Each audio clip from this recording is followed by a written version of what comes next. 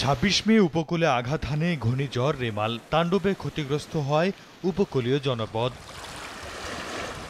এতে বরগুনায় ছোট বড় মিলিয়ে ২ শতাধিক মাছ ধরার নৌযান ক্ষতিগ্রস্ত হয়। পায়রা, বলেশ্বর ও বিষখালী নদীর তীরে ছড়িয়ে ছিটিয়ে পড়ে আছে এসব যানের বিভিন্ন অংশ। মালিকরা বলছেন, ঘূর্ণিঝড় তাদের উপার্জনের পথ বন্ধ করে দিয়েছে। সরকারি সহযোগিতার পাশাপাশি বিনা সুদে ঋণ না পেলে নতুন করে ট্রলার বানানো কিংবা সংস্কার করা সম্ভব নয়। তুফান ছিল নদীতে, যার কারণে সম্পূর্ণ একদম ক্ষতিগ্রস্ত হয়ে গেছে। বোটের মানে ওটা হারাবার মতো আর কিছু নাই। সম্বল এই মেশিনটাই আছে, এছাড়া কিছু নাই।